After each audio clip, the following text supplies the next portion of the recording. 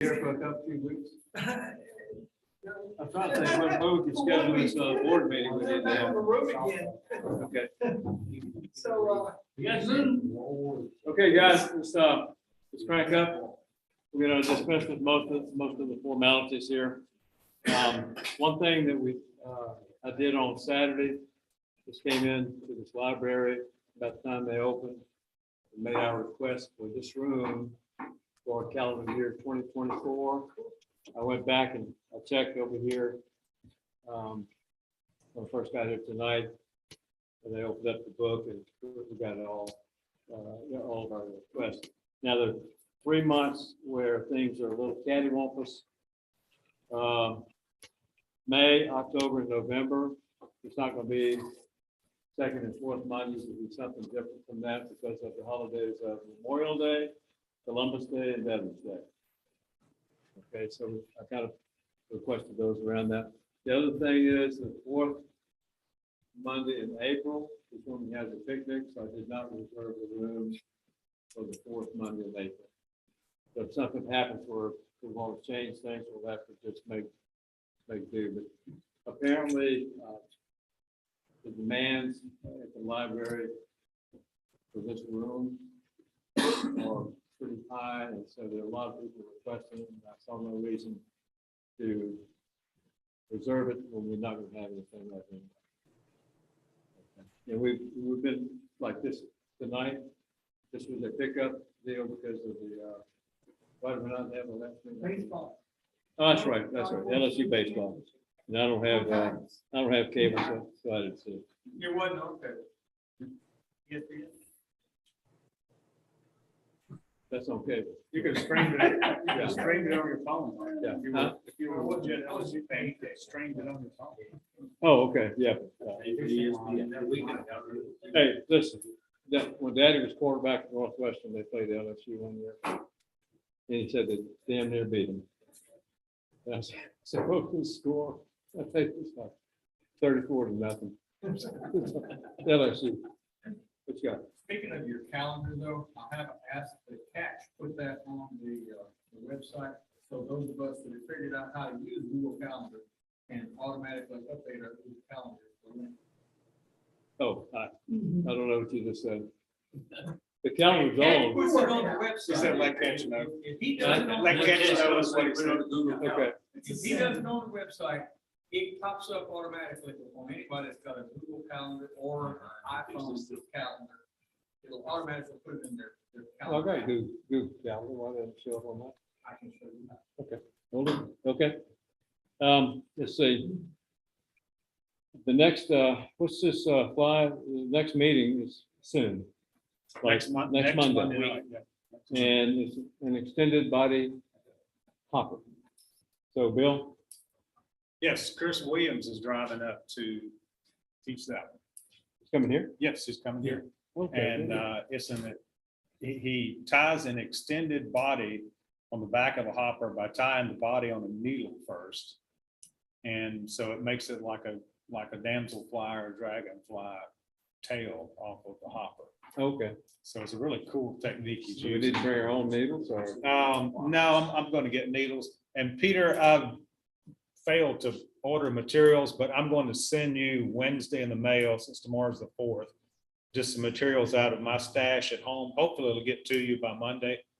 Oh, you're not gonna be here? Yeah, I'm gonna be here, but I was telling Peter I haven't ordered materials until today. And so they won't be in time for me to mail to him in New York. So I'm just gonna mail you some out of my stash at home. Worst case scenario, I'll just watch and Yeah, get it. I'll mail them to you. They may be a little bit different, but Not a problem. Okay, You just got bone and jumping on it, so. does anybody remember when Carlton Thompson said he wants to have the March ground this year? You have to check with him on that. Oh, I know, it's what, So yeah, I hadn't said, I heard him say. I heard him say something. I It didn't hear him say something. but was because of all the, well, you saw how it was last time we were there. Okay, you want to do mixed bag and then catch on the? yeah, mixed bag so far. We have 95. I have to look at the screen, it's bigger. 95 entries, which is a little behind last year at the same time, so. Yeah, Jim hadn't been fishing, and probably because Chris Williams hadn't been fishing that much, and that's probably the deal. Because I'm sitting at 22 species, Chris and Jim Johnson are both, Chris Williams and Jim Johnson are both sitting at 11. Carlton Townsend's at 9, Mike Carl and Noah Hoyt, and Noah, how old is Noah? 16. 16. Jim's grandson is, they're tied for 5th right now with 6, and Joel's Nat, and then on down from there. But yeah, that's cool. When a 16-year-old member was tied for 5th with it, he's probably going to move up the list as aggressive as he's It won't fishing. be me helping because he don't listen. Well, at 16, he knows everything, so That's he's it. good. He's good. Get out of his way. So yes, Above the that cloud, that's all he. that is mixed bag. So, If Chris Williams ties it, he goes, that's right. and Chris has been spending his time fishing in Florida for the red stick. And yeah, he's got 35 or something like that, but they don't count in ours. Oh, he's been fishing in Florida. South Florida, yeah, past the Apalachicola River, which is the border for us. Yeah. Okay. Anybody got any inputs, questions right now? If not, we'll just go ahead and listen to this presentation. Yeah, one other thing. This Thursday, the Wildlife Fisheries Commission is taking and propose new regulations for red fish and special trout. Who gets that FFI? Everybody's in that, okay, so should have received an email from the Gulf Coast Council. That was one that come in this morning or yesterday. Yeah, and describe what they're proposing and what the Gulf Coast Council. I saw what you posted on Facebook on Kisatchie, remember, share. I got the email, but I didn't read it because last time I opened it up, they didn't say anything about what they had planned to do. So what is their plan? Speckled trout, they're gonna propose 12 inches, keep it at 12 inches, 15 fish daily limit. Right now, only trout should be. Only 2 over 19. Redfish, they're proposing 7.5 inches. And 4, but not full 25. So we make full redfish. We, the Gulf Coast Council, we've got just minor issues with both of them. First of all, with speckled trout, if they would just make the speckled trout minimum size 13 inches, you wouldn't have to worry about anything else. Good to go. CCA opposes that because CCA is basing out fake science back when some guy wrote a paper, wasn't a fish biologist at the time, and said that if the fish would catch over 13 to 14 inches, basically a female, which we show in charts and have. And I think it was in an email, was it? Oh, no, that's a separate email. But basically, you have to set the limit at 18 inches that we control. So we'd still like to see a 13-inch minimum size. So the 14 inches out the window, the spawning length is out the window. Yeah, every other state in the union that measures the speckled trout, and there's 11 states, including Louisiana. Louisiana is the only one that has a minimum size less than 14 inches. So, and there's a reason for that. If you have a 14-inch minimum size, every speckled trout, female trout pisces have 2 years of spawning cycle. So you widen that base of that pyramid, and you produce a whole lot more trout. And you never have to worry about the limit either.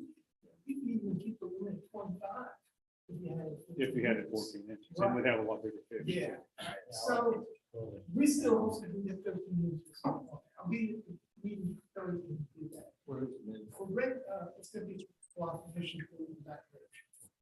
For redfish, if they, that limit that they're proposing gets you 37% harvest reduction.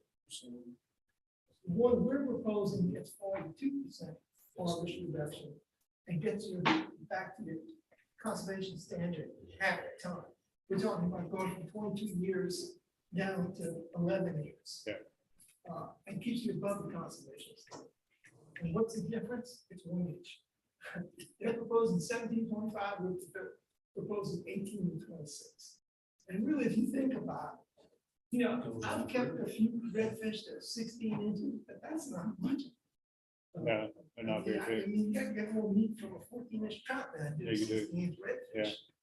So I think they need to do that. We'll see if they're willing to make a change. I know I've kept one redfish over 26 inches and it wasn't good to eat. I mean, it was tough. So them bull rigs, they pull off the coast, that means they can't do that anymore? Right. Yeah, so That's gonna be the it. kayak tournament will have to be catch, photo, release. Yeah, like in Rutherford, I've seen it from in Rutherford. Oh, yeah. But they'll still do it just like they do. Enforcement, I don't know. Some of those people, they catch, you see them catch a big redfish, put it on Facebook and all that. But a lot of them don't keep them. Okay. They want to make sure the kayaks are all ready. Yeah. You get that redfish to go the right way, you get back to the landing. It's on the bank. Steering device. You ready, Bill? We're ready. Okay? Jim, you ready? Yeah. Okay, so what we want to talk about tonight is, obviously, we want to talk about warm water fly fishing because our water is very warm right now.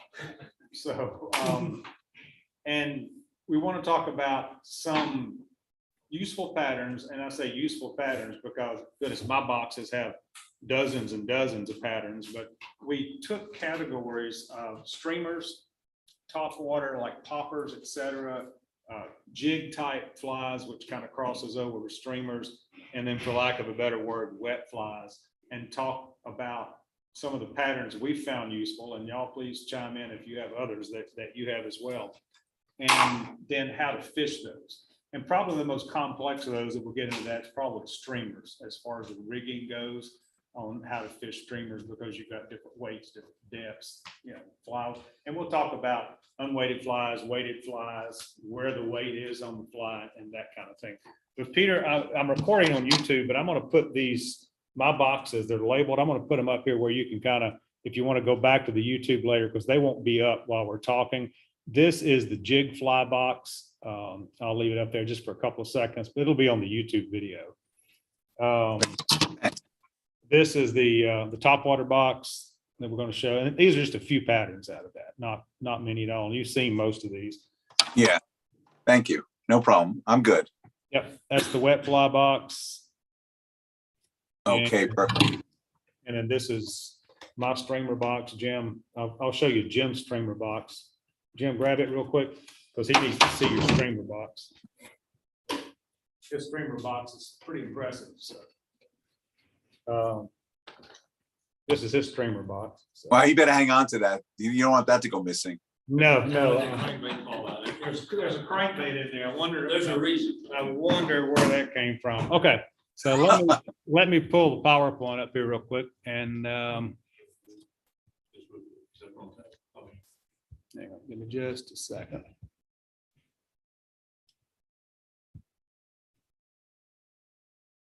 I'll screen black here in a second.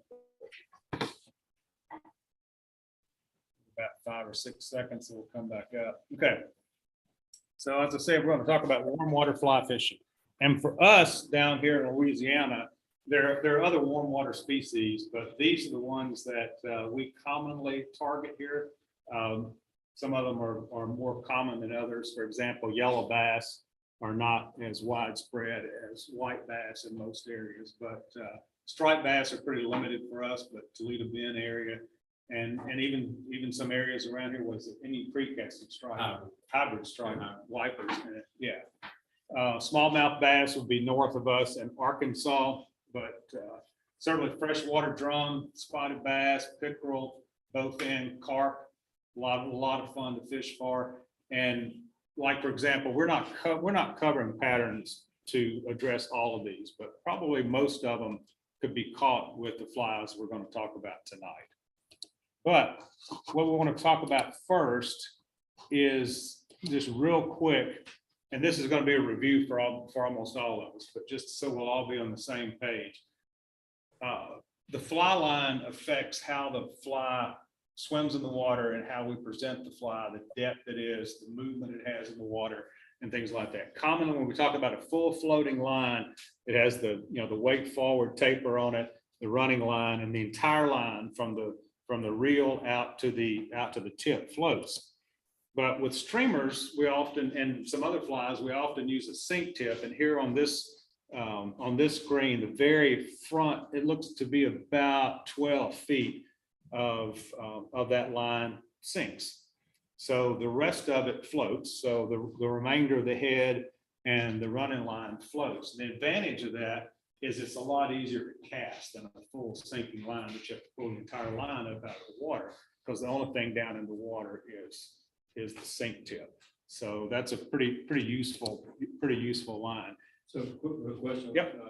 So when you are casting sink tip, do you have to get that sink tip out of the water before you do your back cast? Not necessarily, it depends on how much, if you've got 60 feet of line out, yeah, you probably need to pull it in because it's going to drag it a little bit. But with 20 or 30 or 40 feet out, you just cast it like normal. Okay. And again, that depends on the fly. If you've got a heavily weighted fly on the end of it, it's gonna be tough to pull it out of the water. And sink tips come in various rates of sinkage, I guess, if that's even a word, like 1 inch per second, 2 inch per second, 3 inch per second, and so on like that. So if you see a line that's called a sink 3 tip, that means it's 3 inches per second. Bill, what sink tip line rates do y'all use for software around here? I'm sorry, What sink tip rates do y'all use? what sink tip rates? I use 2, and actually I don't use a sink. I use a sink tip in the surf. Here's the only time. That's, of course, we're talking about warm water, but I use a sink tip in the surf. It's I believe it's a 1.5 or 3. I can't remember. So it's more of an intermediate, but it's a full head sink. It's not a sink. That's really not a sink tip. The running line floats and the tip sinks. They're real short. But what I use here, and I'll talk about them in just a second here. One of them is for example, this is a hover line. So the entire line here sinks, but it's a very slow rate. It just sinks just maybe 1 inch per second and runs just under the surface. But the entire line will, and it depends on the line. Some of them have where the full head sinks and this floats. It just depends on the line. Now, this is what I use. I have 2 of these lines. This is a full sink. And full sink lines, typically the front, not all brands, but typically the front of it will be black, the part that's the fastest sinking. And I have 2 to answer Ketch's question. I have one that's a sink 6, which sinks 6 inches per second. So in 10 seconds, it's going to drop in 5 feet of water. About the only place around here I use that is fishing the spillway at Toledo Bend when they're generating. Got big water that's moving fast. To get the fly down, I'll fish with it, because otherwise it gets down on the bottom and you hang up all the time with it, because you know if you're in 6 feet of water, that line's going to be laying on the bottom the entire time. Now, if you have a fly that rides hook point up, it's not quite as bad, but it's still going to hang on things.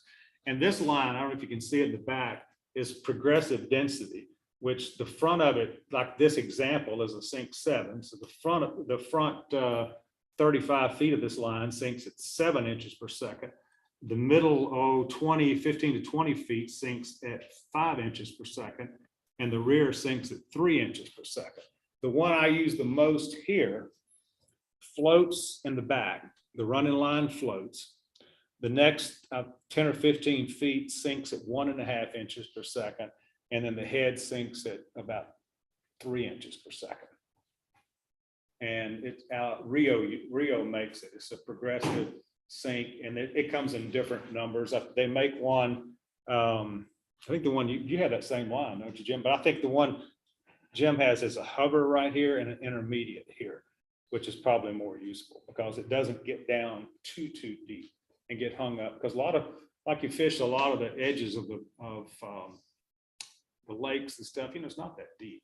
In some places it is, but it's not. So you don't want to get too far down on the bottom. But and some full sink where the whole line sinks at the same rate. I mean, they're like they just lay on the bottom. And that's for fishing really, really deep. And we don't use those around here that much. Okay. And you can look, this is a Scientific Angler's line. You can look on, they all have charts, taper charts on the web, Rio and otherwise. All right, the one that probably take the most discussion is streamers, and I'm gonna let Jim as the streamer man. So I'm gonna let Jim talk about streamers, and what we have is we're gonna look at pictures of certain patterns, like the first one is the ubiquitous clouser minnow, but we're gonna talk a little bit about it, how to fish it, things like that. So we're gonna have several patterns that we're gonna look at, and then we're gonna talk about how to rig them and fish them. Well, did you bring your business swivels? Yeah. Okay. Before we get on this, I don't know if we're getting there about the leaders. I don't know if we discussed those lines, we discussed leaders. later. No, it's gonna be after Okay. the patterns we've got. Clouser, I think everybody knows that. That's probably the most common streamer there is. And fish on floating line and strip. You know, you catch anything from redfish, bass, jackfish, or chain pickerel, or whatever. It's catch all. I've tied them down, what, like size 8 or 6 or 8, and catching white bass on. Yeah, this is a 10. So that's probably the most common streamer people use. This one's tied with bucktail. You can tie them with laser craft fur and get the same effect. It's all personal choice. You know, it's like Terry said earlier, he had a fly, they caught everything on, nobody else had one in the box, but that was his confidence fly. You know, and this can be a confidence fly. Jeff Ferguson he ties it different. He ties them both down. But that's all personal choice. That's probably the most common streamer that everybody uses. And it's good for everything. And you vary the sink rate by the type of eyes you put on it. Like if I'm fishing in the marsh with them and catch, you've done a lot more marsh fishing than I have. I'll tie bead chain eyes on them. And I've got examples when I'm gonna pass the box right here in a second. Bead chain, small lead, of course, large lead eyes will affect the sink rate. So it just depends on how fast you want it, to sink. And no, that's it. pretty much. Yeah, Yeah. that's Okay. pretty much on it. Look, Which one you going first? lunch money. All right. Lunch money, Matt Bennett he's out of the river now. I'm gonna pass my box. You know, I'll give a comparison. Matt Bennett ties the lunch money, and he got from size 4 up to, he told me one time he didn't tie him over size 2. That was as big as he got with. But I went to tie him on a worm hook. Well, it's messed up to me fishing. And what caused me to start using this fly is this. Crankbait. And a crankbait and a rattle trap, and this combination. When you fish behind your 35-year-old son, and he's throwing crankbaits and flukes, you learn how to match the hatch. And believe this does it. These will catch fish, and it sinks, it's got barbell eyes. This is a bad example here. That's a good picture one there. They're not, we tied it during the pandemic. We do. And his hook rides up, and it's very effective. You put a rattle in it? No, You can. you can. I mean, I don't know where you put it, because when you tie in here in the shank, you've wrapped that They make it fur around it, the fur around it. So I mean, there's really not a place to put it in there. If you put it in there, it's going to close the hook gap. And close the hook gap up, you're not doing it. Because you put it on the other side of the hook. You're wrapping the fur around. You're wrapping the fur around. All the way around. So Remember when he got the tail, and then we wrapped it 3 wraps up to here, and we stopped with the. So that's a very effective fly, and you can change them up, and these little creeks like now, that's a long-eared sunfish. the color The pattern. color pattern is, so orange you and fish green. these creeks with it, and you might get hung up more if it's not deep, but it does work. It's effective. And it fishes a lot like a clouser does. It just gives a bigger profile than a clouser. I pretty much, you've got a bunch of different colors. I only have chartreuse and white that I That's all you fish. need. But for example, I was fishing in a creek bed in Indian Creek back in the winter, and the water was about 12 feet deep. So I was using floating line. That's all I had with me. So I tied on a 10 or 11 foot leader and just let it sink all the way to the bottom, and then just use short strips. And of course, every time you strip with that floating line, if this is your streamer at the bottom, every time you strip that floating line, it's going to pull it up, and it gives it kind of a jigging kind of action. And caught several bass right off the bottom with a lunch money with big lead eyes and floating line and speckled trout. Yeah, it's good for getting on saltwater. I've fished it in the surf a bunch for speckled trout, but I've gone back to clousers because why not? Clouser's easier to tie.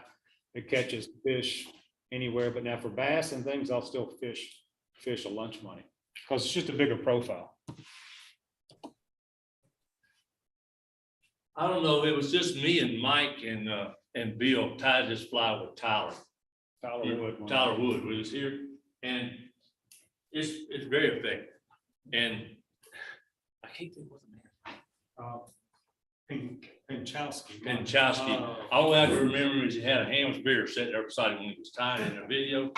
But this is nothing but crap fur, and it's reverse tied, and a lot of flash, and it is amazing in the water what it does.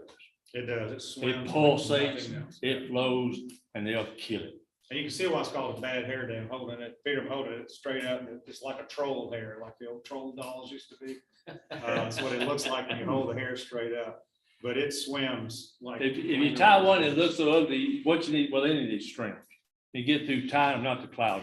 I go running under the water faucet and slick it down, and you really see what the profile is in the water then. And it kind of tames some of that stuff down for a minute, but using that flash, crystal flash, what's that? Anyway, that one's got all kinds of junk. Yeah, it's got all kinds. But that you can see it pulsates like Christmas lights going down through the thing in clear water. You fish that thing real. Well, I would, Shallow. I mean, you don't- can fish it, yeah, you can.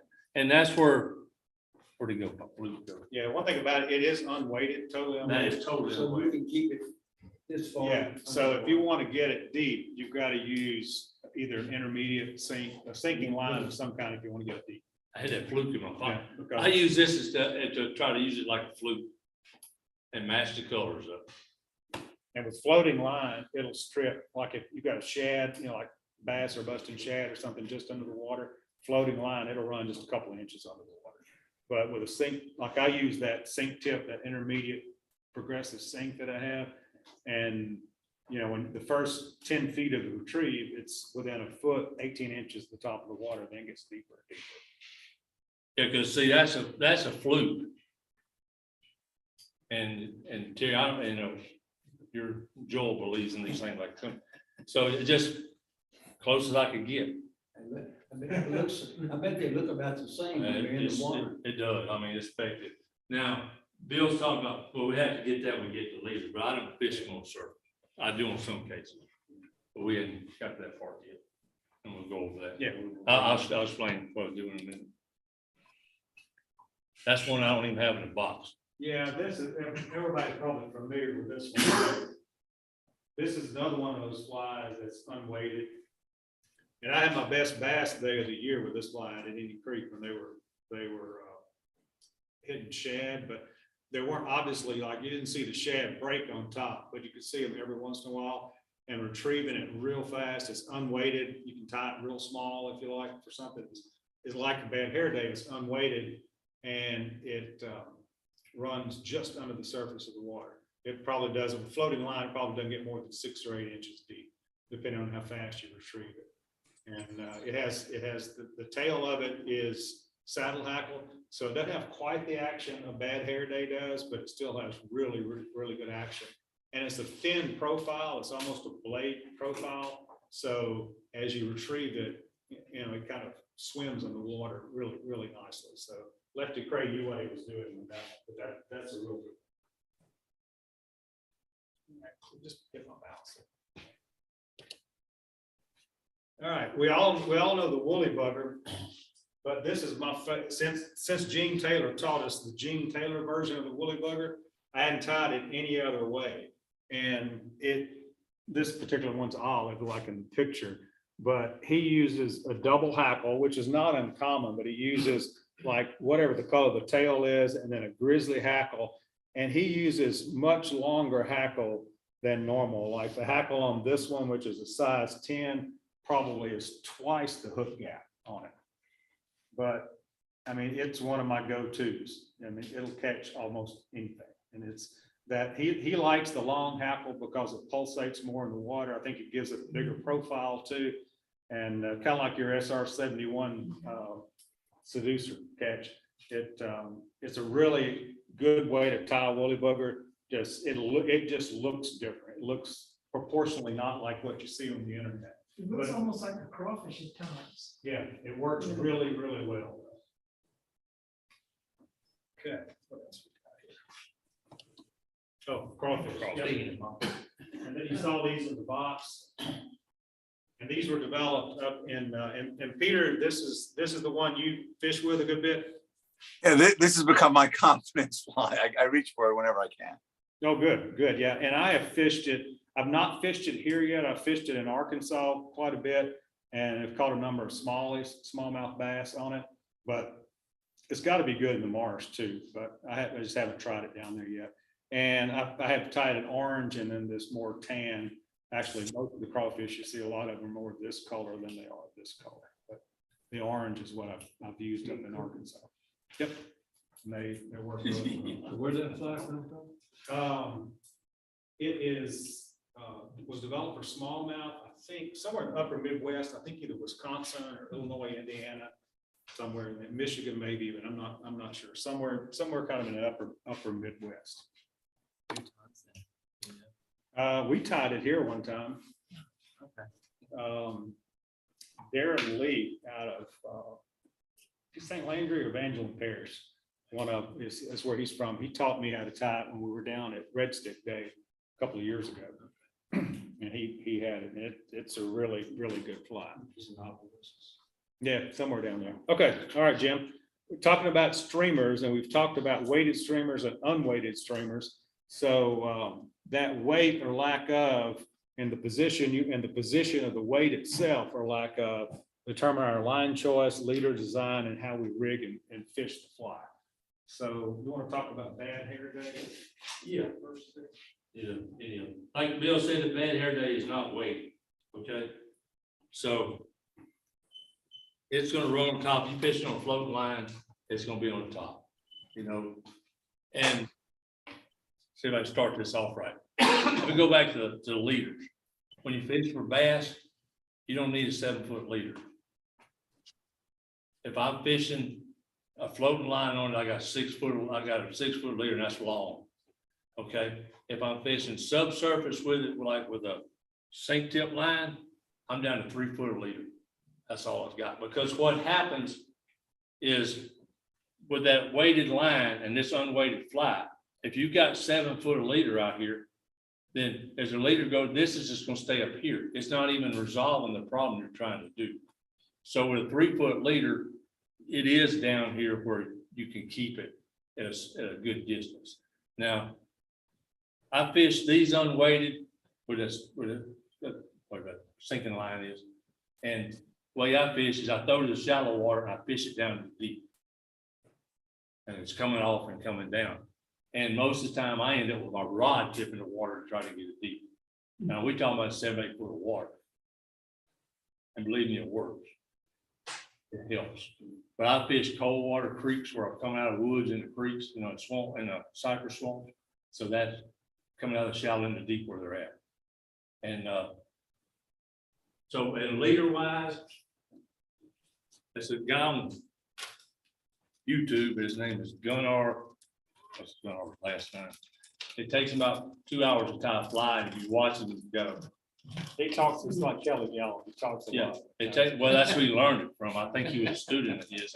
And he's great, but you got to sit through all the, this is the micro diameter of this and that. I mean, that's important to some people, but I just want to get it. So I use Rio saltwater 20-pound test, 2 foot. and then I put an business swivel in here, and then I put my tippet. And what my tippet is, 12-pound saltwater tippet. So what's the business swivel for?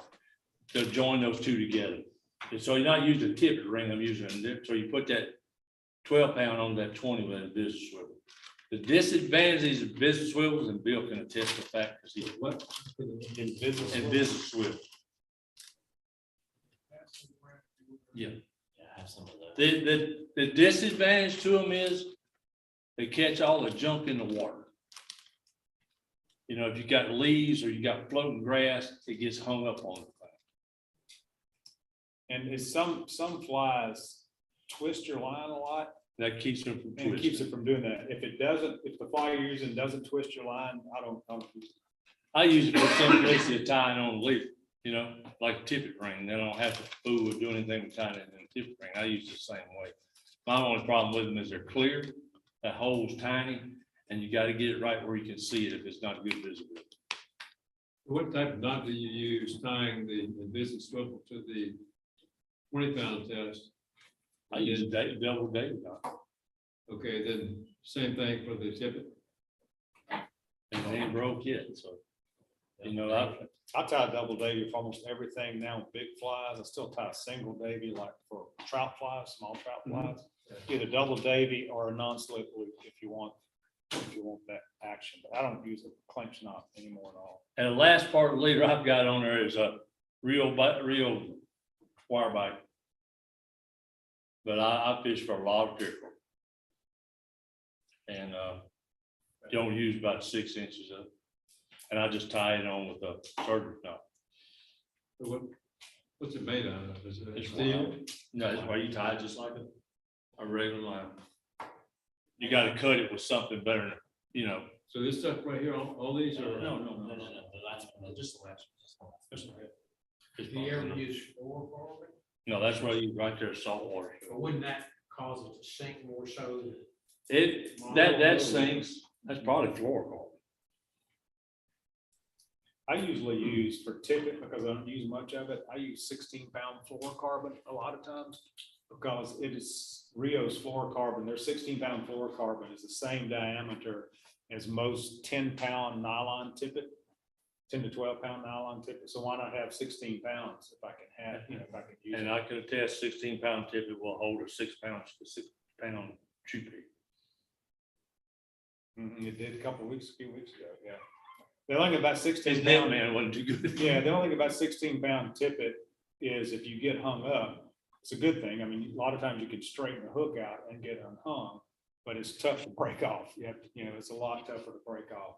And that's the one disadvantage of a bad hair day, which I love. I mean, that's my go-to fly for a lot of things now. It rides hook down, hook point down. So if you get it on the bottom, or if you're in a lot of brush, it's going to get hung up. But they're quick to tie. You can tie them in 6 or 7 minutes, just tie a bunch of them and, go on your way, break it off. Never put a weed guard on? And it's good, huh? You could put a weed guard because it's so light, Yeah. it would work, yeah. I just, But I can almost tie another fly by the time I can tie a weed guard. I'm slow with weed guards. The so- thing about it is you tie one, and we need to tie one here, but that craft fur, we have to go get it back over there, clean this place up, we got through. You ever think of tying with bend back? I don't know, Mike, I tie it, that's all, you probably could, but I tie it straight on that, that's a B10, B10S. Yeah. Yamakatsu that's a, B10S. that's a 4. That's one of the best hooks for the streamers. And I mean, if you're gonna buy one hook, buy B10S. My daughter gave me 100 for Christmas, I think I got about 12 left. And I've got them down, I think I've got them down to size 12, and I haven't used the 10s and 12s much. That Clouser that's in the box is a 10, but I was gonna try it on the little Mo, but I haven't tried it yet. when you're tying a weed guard, what do you use? to make the weed I don't use material, I don't have a weed guard on anything. They tie 30, 40-pound mono. I think is what they use. I bought some little red ones to tie on, it's supposed to have, but I never used them. I guess I just break it off and I put another one on there. So when I put up on the slide, the weight or that, and or lack of, and the position of the weight determine your line choice, leader design, and rigging. So if let's just pretend this is a little meat whistle, but if this is like a bad hair day, and like Jim said, when it's going through the water with floating line, it's gonna be right at the surface. And if I have sinking line with a long leader, my line's gonna sink, and like you said, that fly is gonna ride way up here, it's not gonna sink much. So that kind of defeats the purpose, so that's why he uses that short 3 or 4 foot leader, so when that line sinks, it goes ahead and pulls it down. And the nice thing about it being unweighted, it will ride off the bottom. Generally, it'll ride off the bottom, so your line may be dragging the bottom or close to it, but the fly is going to be somewhere in that range. And it's gonna pull it straighter, so it's gonna swim with that line and fly roughly the same level, maybe a little bit higher. It's gonna pull it fairly straight. Whereas if I have a floating line with a weighted fly like this is a little meat whistle, it's gonna be down like this. And like I mentioned a while ago, every time I retrieve it, it's gonna rise in the water and go back down again, and that may be what you want. And like this fly is a jig type fly, that's what I want, which we'll talk about in a little bit, or like a weighted clouser. But if you use a weighted fly with a sink tip line to get really deep, which like I do in the Sabine River, just know that they're both going to be right on the bottom. And the thing, and a weighted fly with the weight in front of the fly, like a clouser or that meat whistle, it's going to have it'll sink like this. When you pause, it'll nose down. And then when you retrieve it, it'll swim back up, nose down and swim back up. Whereas if you have, well, let's say this fly, well, no, it's got a cone on it. Give me a bad hair day. Yeah. It doesn't matter. No. So if I have a bad hair day and it's unweighted, but let's say I wanted to weight this fly and I wanted to keep the same swimming action because it swims straight in the water, I wouldn't use a bead or a cone in the front. I would wrap lead wire around the hook shank so the fly will sit in its normal horizontal position in the water. And it'll sink more because, of course, of the weight. But then when I retrieve it, it'll retrieve straight. Whereas if I put the weight in the front, like a clouser is, it's going to dip every time, which may be what you want, but it changes the original swimming motion of this fly. So depending on where the weight is, will determine what kind of line and leader you use and how deep you want it. Now, as far as how to fish these, how do you fish a bad hair day, like retrieve and stuff like that? Just pull in short strokes. I don't do no pause. I just run it back to the boat. But You know, use run it like back to back. fairly fast. Very six, fast, but 8 it inch strokes. depends, if you catch one and you're pulling it slow, you're not catching it, pull it fast, well, then you slow it down. But then generally I run it. Because, all these predatory fish, they're predatory, and they're gonna come after it. And we go back to pickerel. I've been watching too many musky videos, but on pickerel, jackfish don't come up here and catch it like that. They slam from the side like this. And when they do, and I got hook scars to prove it, it's down there. Because I've been using bad hair day. We don't have a picture of this up here, but I started. I don't miss things. No, you're good. This is I know they all look fuzzy, but they look good in the water. This is a CJ's Little Johnson, Chad Johnson up there, out Cotter, Arkansas. I'm sure he's got Dallas, yeah, up there. He ties this. You can throw this with a 5-weight. It's got a size 6 B10 in the back and a 4 in the front. And it has some action in the water. That's CJ's Little Johnson. Little Johnson. Nice. Yeah, it has plenty of motion to it because it's articulated. And it's matter of fact, I kind of parked my bad hair days when using this. And I'm still on bad hair days. so when he gets it like that with this, there's 2 of them in him. And believe me, I found out about the back one because it was down his gullet and I was trying to get the line through and it got in my finger and he flung off the lead, off them leaders. Those leaders don't break. So I got a pound jackfish off the end running like this with pulling that hook down in my finger. My son's hollering, whoa, whoa, whoa. I said, I can't do that. I said, cut the leader, don't cut my fly. I wasn't miss it. But this is very effective. And it looks good in the water too. Is that tiger? Well, it's Just articulated. articulated, yeah. So you think they use the swivels like, No, that's game changer? articulated where it's got Oh, a piece of line that goes through the hood, you got a V that separates. oh, okay. So but basically to sum it up, if you've got an unweighted fly and you want sink tip line, short leader. Almost always, if you're using sink tip line, you want a short leader. So, yeah, that's. All right, jig flies. These are similar to streamers. And Peter, I'm sure you recognize this one. Oh, that's my other go-to fly now. I This thought other that go-to was fly. your confidence fly. I'll pass these around. This is a jawbreaker. We tied this one here. And I'll pass these around, and some of these are Catch's creation. Some of them are various other flies. Again, this is I think this was developed for smallmouth too. I'm not You sure. found it up north Yeah. somewhere. Minnesota or somewhere. Yeah, I don't remember, but it's one of the few flies that has like the Mr. Twister type tail on it. And it uses a large cone head, so it has a jigging action. You fish it with floating line traditionally. Because if you fish it with sinking line, it's going to go all the way to the bottom. But I actually haven't fished it very much. I've caught one. Yeah. Peter's our poster child for the jawbreaker. You've caught a bunch of fish on it, I know, Peter. Well, I tie a modified version that I saw online with a swivel so that the tail spins freely. Yep. So he ties the tail farther back with a swivel between the hook and the tail. Oh. And the tail, I've seen pictures of it on your Facebook page. That's really cool. So that's a really good jig tight. And then we tied the meat whistle before last time. Yeah. And fish it with floating line too, because it's one of those jig type flies, and to give it that jig motion, you want your line on top and your fly down in the water. And every time you retrieve, if you use little short jerks, it'll give you little short jigs. If you do long steady jerks or long steady retrieves, it'll rise up and go back down, rise up and go back down. And I've caught a good bass and several pickerel on this fly, so it's a good one. And one of my favorite colors is a black collar with a chartreuse tail. So I grew up on chartreuse and black H&H's, and said, well, so I'm gonna tie chartreuse and black. Now, I did fish this on one day. I had a good day on smallmouth on Crooked Creek up in Arkansas.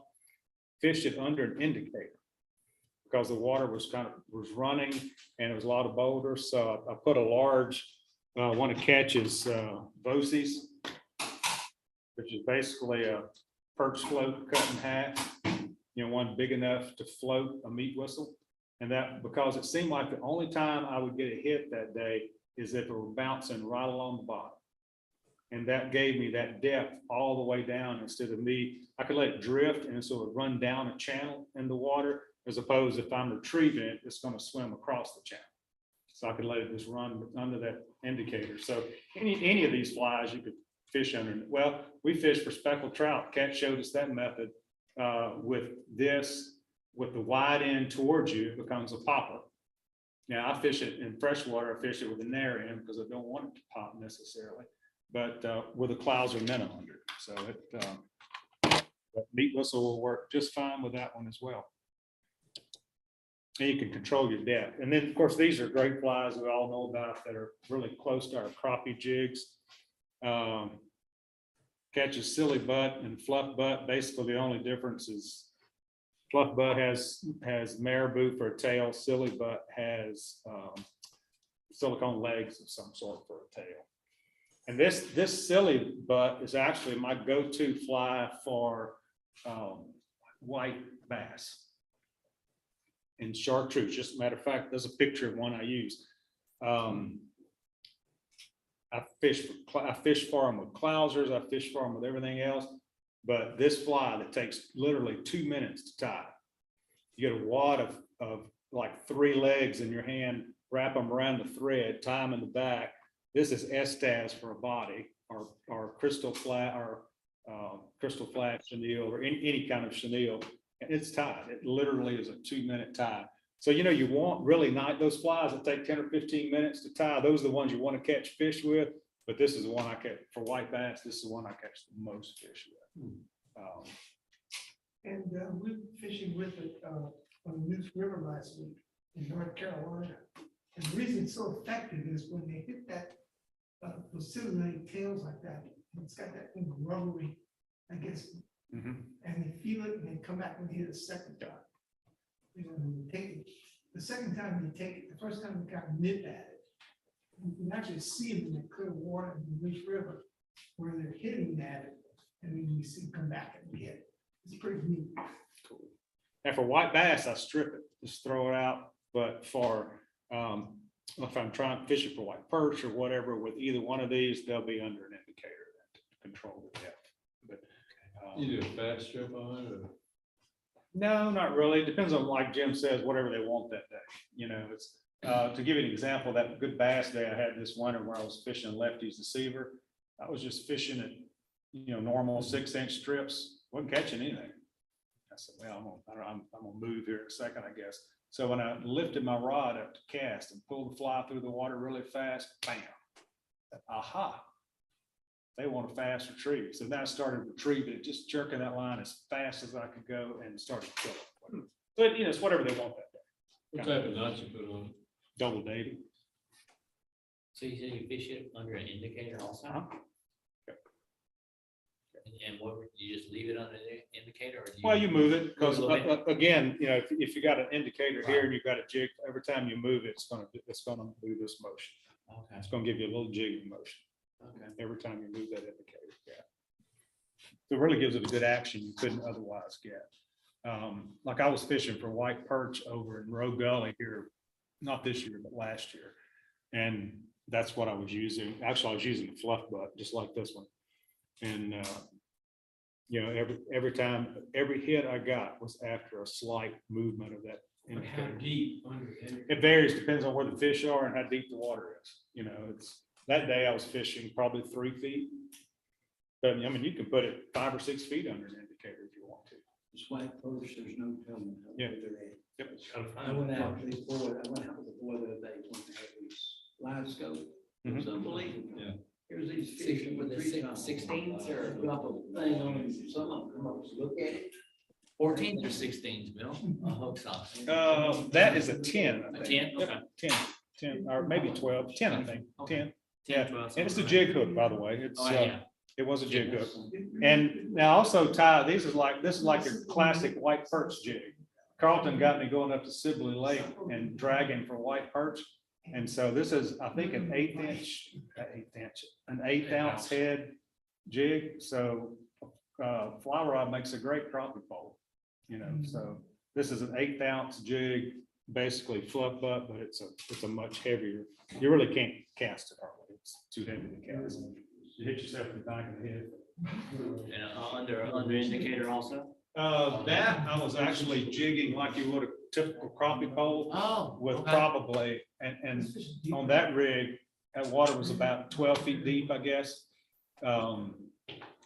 And, I had at 10 feet, I had a piece of orange line because I'm not smart enough to figure out how deep it is. Yeah. This orange cider section. So I know it was 10. So I think I had like an 18-foot leader that day. It was just jigging. And didn't catch any white perch, but I caught yellow bass, several yellow bass right off the bottom of it that day. No white perch. Okay, we've already talked about that, strip jig or indicator. All right, poppers and topwater. There you go, Jim. You introduced that one. Couldn't you? That's Catch's bug right there. That's catching bug. That's golden, and it's getting bad too. Yeah, they're $4 on eBay now. That's cheap fishing. I never fished a green popping bug in my life. I caught them on yellow. And Catch comes over, catches on a green one, and I converted. But these are surface flies, okay? They be fished different ways, but you got all kinds of popping bugs. You got from size 1s, you got all the way down to 10s. Or that was 10s. When it catch those, we got that, the guys was 10s, wasn't it? Personally, I try to fish at 6. I don't like going any smaller than that because I don't like digging them out of bluegill's guts. Because if they'll hit it, swallow it, and then you got to get it out of there. Because sometimes a lot of them I release if they're too small. Huh? So, but to fish a popper, there's as many ways to do it as it is fish string. You can throw it out there, let it sit, drink a cup of coffee and wait and do all that. I don't have that much patience. And Bill can attest to the fact of that, but if it's in the evening and I throw it to the bank, I'm running like crazy back. And they just can't stand it. That's late. Now, middle of the day, you gonna catch anything in the middle of the day like that. But I mean, late in the evening or earlier in the morning, it's more noise I make with them, the better. And 90% of them are caught from throwing it to the bank, like. And coming on from the bank. I guess Coming what from the bank. the simulations of frog get this water is running. Now, in creeks, I fish it different. When I hit the bank with it, I run it about that far and stop. Because if you've ever watched something when it falls in the water, it takes off when as soon as it hits the water from the shot and then it stops. And then if it sits there and then you start it up again. These don't pop very loud, not to like Tony Ricardo's spooks. Now you can kick a wave with them things. You can hear it pop to you. It sounds like somebody popping a bottle. But, and a friend of mine found them about 6 years ago at a place somewhere online. They had like 60 of them left in a yellow color. He bought every one of them. And that's all he And uses. these you can buy seconds on eBay for $4 each. They were two. They were Yeah, two. they got in demand because the price went up. But you get seconds off eBay. And what you have to do after you fish them a while, you may have to go put another hack on it. You might have to put a tail. They'll last forever. I mean, they're durable flies. Even though I like to fish my own poppers and own stuff, they're really durable. Yeah, because the other one is that I don't even have. any. I've never had the head come off, but I don't know what they put the head on the hook with. I've never had a head come off. Like Jim says, I've had all the hackle and marabou come off of it to where I have to retie it all with no legs on it anymore, just tie more feathers on it and go. But you just go on eBay and type in boogle bug, and you gotta go through this ritual to Yeah, find the you right have to read colors the and directions. sizes, and Yeah, if they read the have them, but Careful. they've always been 100% on me. You know? This is Yeah. my favorite color here. So. I bought some and I bought 10 and, two things to 5. And I mean, the guy at eBay was pretty good because, they came in, I mean, look at, next thing I know, he's sending me an email and says, I think I shorted you. He That's said, a double fact, check, yeah. and he sent me 5 more, I'm like, okay, I checked it, and he sent them back, I'm like, She okay. do that to me. But yeah, but these are, common size I use for brim stuff is 6. Now, if you want to go strict with bass and you're throwing an 8 weight or something, you can go up to 1s or those huge ones. And I didn't bring it with me, but flip ties one on foam is about that wide across the head. Yeah. Yeah, it's like a big frog. You Like a call it double fish for barrel. big fish. You're not talking about fish for bluegill on the bank. They're trying to get bass to hit it, and they will. Years ago, there used to be bugs like that they would have a short piece of leader, monofilament, tied to the hook back there, and then a hook back behind it with feathers, feathers of. Like an articulated fly, yeah. Yeah, and you would catch bass, or if brim came up, you'd get the brim on the hook, little trailer hook. And this one, if you saw in the box, is a much smaller body, a little cup. It doesn't really pop very much. And if you order them online, they have one that has a rounded bullet head. It's a slider, doesn't pop at all. And the bluegill still eat it, but I like the one. I've read and seen, it seems like sliders are more something they fish for smallmouth in the east on or something. I don't know if they just don't like the disturbance in the water and it kind of slips through there, not making all that racket, but that's where I've never fished one here. I mean, not, With guy Josh Pfeiffer on the Poston River, and we fished smallmouth. And I was throwing poppers, and my wife was throwing sliders. And they'd come up and look at my popper and wouldn't hit it. But on the slider, every time she pulled it underneath, they slammed. They slam it. Yeah, so just whatever they So want. it's That just way, yeah. something, I don't know, Yeah. maybe it's just something about the action. and it might be rivers too. It may be that flowing water helps, because it seems like that streams where you get, big streams, not Drake's Creek over there or something. Mhm. All right, we tied this one a couple of months ago. I've used it quite a bit, caught several bass on it, so, and bunch of bluegill on it. So if you want to tie your own and don't want to buy a boogle bug, that one, so far, it's been my favorite foam popper to tie. And that's the one we tied back in May, I guess it was, maybe April or May, anyway. That video is up on YouTube, but it's a pretty easy tie, and it works really well too. Doesn't pop as much as a big-headed popper. And then Flip, I think it was Flip introduced us to this, the triangle bug, but now you see it all over the internet. I mean, it's out there everywhere, the triangle bug. And I haven't fished it at all this year, but last year we fished it a bunch. Like at LSU, we're out there fishing on those ponds and just caught the dog out of it with it. It's easy to tie. It doesn't pop, just kind of, but that flat front, makes little waves on the surface, and it works really well. It's a 2X hook, right? Do I? 2X hook. I don't think it matters on that. I think somebody was saying when you do a 3X, you get a lot of short hits. They might, I don't know. Somebody said- Bluegill hit so hard. I mean, I've never had trouble with that. Now, poppers, of course, regular floating line, but doesn't make any sense to have a popper or top water and put sinking line on it. And one thing I do use, like those boogle bugs, the big one, I'll use it for like a hopper dropper setup. Like if I don't know whether they're hitting top water or what, I'll put a small nymph, hang a small nymph, 18 inches under, 16 inches under, something like that off the back of the hook. Like a Ross Bear hare's ear is one of my favorites, or one of AJ's. Something that's not very heavy that won't pull the popper under. And but as far as like popping goes, retrieves, like Jim said, you can let it sit, pop, and then just start stripping. Most of the time, the first few feet of that strips when the bass is going to hit it. If it's bass, bluegill, you never can tell, they'll hit it anywhere. But Catch showed me how to pop down in the salt water with a popping cork, and it makes a difference. If you want a loud pop, is not strip. I mean, you can only get so loud by strip, just a quick strip, but is when you get a tight line, twitch the tip of that rod just really, really abruptly. And that really generates a lot sharper pop than you can get. Use by those stripping.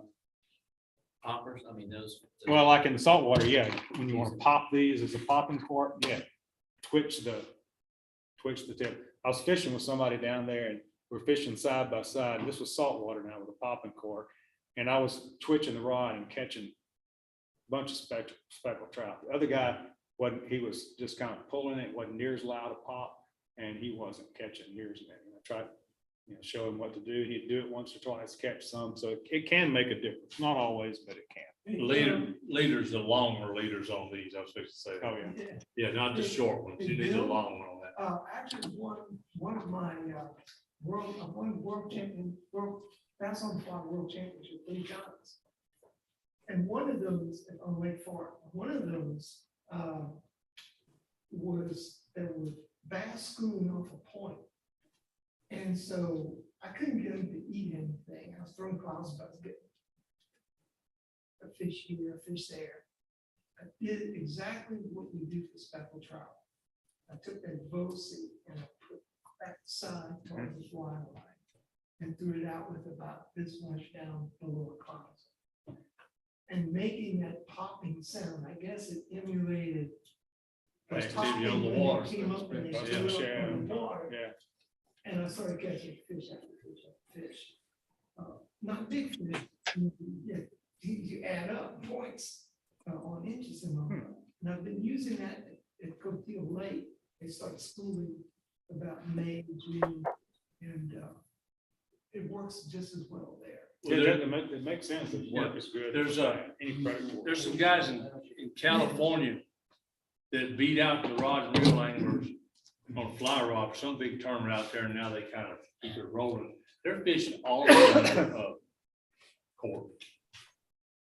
But that's those lakes where the bank comes down and goes, it's nothing there. It just goes down. 40 feet. And their fish knows with indicators, and they sell the whole rig, and they got this big barometer how they rig them, but it's basically what you're talking about. And they win in tournaments with doing that. They may be fishing 10 foot under, I don't know how deep it is, but And anytime you have a fish, a disturbance on the surface of the water. it That's what attracts. speckled trout do, bass do, sometimes they take and shad. that's when you wanna make that little popping sound. And make them think something's going Yeah. on. That's good. What, That's what good. size cork do you do to make those out of? That's a big one. Yeah, I like the ones because I lose the little peg a lot. And some of them have one peg per cork and some of them have two. So whatever size has, these little ones like these won't float much. I mean, I'll sometimes use those like on the little boat. But these this is half of one, so, you know, whatever size that is, has a peg at each end of it. That way you get a peg for every, I don't cut it all the way in half because it's too long, because they're actually about Right. 3 inches long. Okay. So I'll cut off, what is that, 3/4 of an inch roughly? Yeah, And that one's about a 1/2 inch. okay. And then you can take parts you don't want to make a popping look out of it. A good one. Really? It's got a hole all the way through it. Yeah, but don't you cut concave in front? You do. No, Yeah, sometimes, most of the I time. thought you- now we do when we make like Pete's Perch Float Popper, like, I don't have. there's one over there in that box. This one's like Pete. Yeah, a little drum bit. That's all I did. Yeah, This is don't Pete, know. this is Pete Cooper's Perch Float Popper. It's made out of That's small. the same perch float, and it's got a concave. Okay. facing. Yeah. That's just a little drill too. All right, wet fly, so we can wrap up. It's 7:40 because we couldn't think of what to call the other stuff here, so we called them new wet flies. All of you know, we tied this one, and you've heard me shout the accolades of this. I've caught more panfish on this in the last 2 years, year and a half, than any other fly except Ross Barrel Harris here. I can attest to that. Yep, and even caught several gar on it. One of them was like 26 inches long on a 14 size bully bluegill. So they work. Time in white, chartreuse, pink, gray, olive. And the difference between them and the regular standard bully bluegill spider, the standard bully bluegill and the rear of the hook has a ball of lead. So it sinks a lot more. These don't sink very fast at all. So shallow water around the edges for bluegill, really, really, really good. And then this probably, if I had, Jim showed me this one, showed me the YouTube, Bruce Sublett out of East Texas created the goober bug.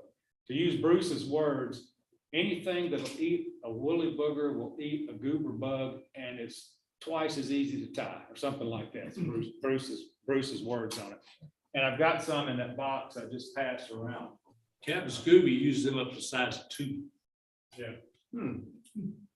For like big, now, of course, tiny bluegill will eat it too, but for like, this is the size, I think this is a size 10 or 12, 2X long hook. It's got lead in the middle of it, but it doesn't sink very fast because it's pretty buoyant. And it is by far, I just said that about the bully bluegill, but between the two of them, I would probably, if I could only have one, I'd probably take this one. That's a good creek fly. And I've caught smallmouth on it in this kind of root beer color, which is like crawfish. I've caught catfish out of it here, around here in that crawfish color. And then for bluegill, I use this peacock color with green and brown legs or silver legs. I'm using the silver leg more recently because when it's in the water, those legs fold back over the body of the fly, and it looks very much like a minnow, like a bait fish in the water. I think this color is more like crawfish and root beer I put root beer looking legs on. I think Sutherland's favorite color is black with white legs. So it's, it's just a piece of chenille. So you fish it, you strip those in. Yes, good question. Yeah, I've never fished it under an indicator. Indicators the same way. Yep, always fished it by stripping it. Yep, good question, thanks. And this is Jim's favorite fly.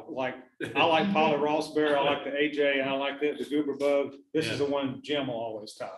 The story behind this, me finding this, I was in Round Rock. It hadn't, and my sister-in-law was in Austin. I went up there to go fish that day, and it hadn't rained in Austin in 40 days. I get there and it rains 4 inches, so you know what that means. So I go in the fly shop, and that's the first thing the guy sold. Told me 3 of them, so that's what it's, and I never fished it. I got over Indian Creek about a year later, I put it on there, I caught like 4 bluegill in a row. I said, what is this thing? Well, back then it was a Mardi Gras. And I looked and looked and looked trying to find the pattern, and I couldn't find the pattern. And so I took a combination of catches, that Rawson Boat Harris here retired, and this, and kind of combined it worked. Well, now I have the pattern. He's got it on video and everything else, and he changed the name for That's Chris some. Johnson, right? Yeah, Chris Johnson. So he changed the name to Rio Bandito. It's a brim killer. It is. And he fishes it for trout. Chris Johnson does up in the mountains. It's like, if you look at it, it's like a crustacean with those legs in the back. It can be like a, Yeah, it's A the one crawfish. right in the middle of that box I passed. and I tie them in 10s and 12s. It's this. And that's a tungsten head on there. So it, I think that's a 14 that's in my box there. yeah. Jig head. Okay. But it's a very, very, now, the possum fur, that's tied with Australian possum fur dyed orange. Good luck If you finding need it. some good luck Yeah, finding we it. tied it in a squirrel, pine squirrel. Mhm. Well, Chris Johnson, when I saw him at Beers and Brews or whatever, Dallas last year, not this year, he told me they were ordering some skins and having them dyed, and he finally did. So we ordered quarter skins for like $20. So quarter skin of possum, which is about, I don't know, it's about 4 or 5 inches wide, about 1 foot long, more possum fur than, I mean. I it I tied bet you money he ain't got a 2,000. single one left too, because that was the first week we got that. Yeah, And the thing about it, you use the under fur and the guard hair, so you're not wasting hardly anything. You know, but it's effective. Yeah, the hunt, he uses the tail, he uses that for the tail, of course, 2 rubber legs, under fur for some dubbing, and he uses some guard hair Guard hair for the for collar. dubbing loop to make the collar. The thing is unique about it is this part's flat. So when you get through it, you flip it over, you flatten it out on top, so it looks like that 2 wings that comes out. All I'm saying is it catches fish. He catches reels and he catches carp. New Orleans. Well, whoops. This also catches carp in Yeah. New Orleans. Matter of fact, they're in this box at the top row. And I had fished last year, this is Polly Rossborough's hare's ear that Catch again introduced to us. I don't know, I can't say this about every fly. If you only have one, you have this one. I said that about the last fly. It is a So there's just 2 you would have. super effective bluegill fly. And one just exactly like this one. This is on a size 14 J Stalker. They make a really nice jig hook that's cheap and has a long shank on it and has a barb. I caught a 20-inch carp on this in Napoleon Canal last fall in New Orleans on size 14 of this fly, because they wouldn't eat any of the traditional carp patterns, like the carpolucious and the ones with the red, the one from the guy in Montana, whatever the name of it is. They wouldn't eat any of that. And so I put one of these little ones on there. Second carp I threw at 280. So it's a good pattern as well. There's a little story on this fly. I'd seen it, Polly Rosberg tied at the FFI National Conclave in Livingston, Montana in 1993. And I was really amazed because a lot of people there were tying nymphs that were really tight body. And here was this old gentleman, he talked of a storm. And he was tying the buggiest flies you could ever imagine. In fact, his book is Fuzzy Nymphs, which I highly recommend to anybody who wants to get into tying some really buggy wet flies. But anyway, he tied this thing up like that. At the time, there were no bead heads. So I bring back home, and I had a friend of mine who's, his name was Hoagie Notzel, and had a subscription to a magazine called Still Water Trout Angler. And he was reading about all the beadhead mania that was going on in Europe at the time. Still Water Trout Angler was a British publication. And so he tied them with the beadhead. He got some beads from the beach out close to our house over there. And he tied them with the beadhead. As far as I know, that was some of the earliest beadhead flies tied in the United States. He took him out to neighborhood pond across from where I live.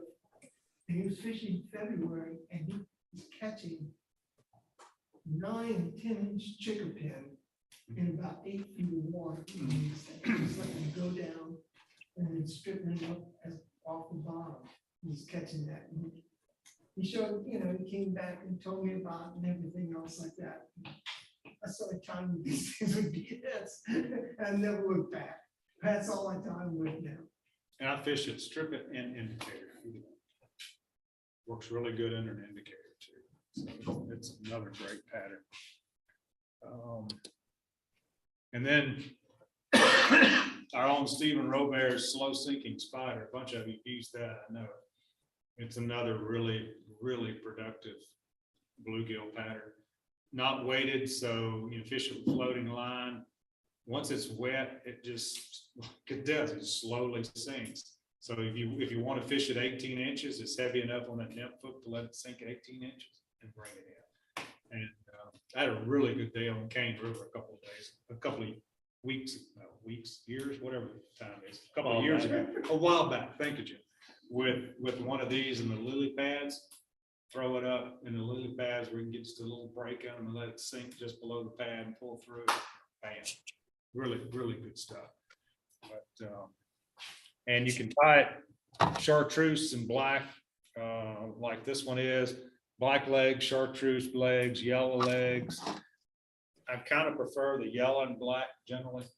It seems to work. I don't know. The times I've fished it work a little better, but it's another really, really good pattern. Yeah, that's pretty, we've talked about that with each one of them pretty much. Some of them, almost all of them, you can either strip or under an indicator except the goober bug, and it's really an indicator fly. And all right, that's the end of the show. Jim? Okay, questions? Words of wisdom. And I can lie to you about some other stuff. I have a comment. Sorry. I was fishing up at, in Arkansas, Little Missouri. One time, I was talking to one of the locals there, and he was fishing with these trout magnets. And he said, you gotta tie these things so they're sitting in the water horizontal. And I said, no, okay, I just thought about it. And it made me think like from some of these jiggers, hooking, fishing them under an indicator, moving them. It may be important to have them like that.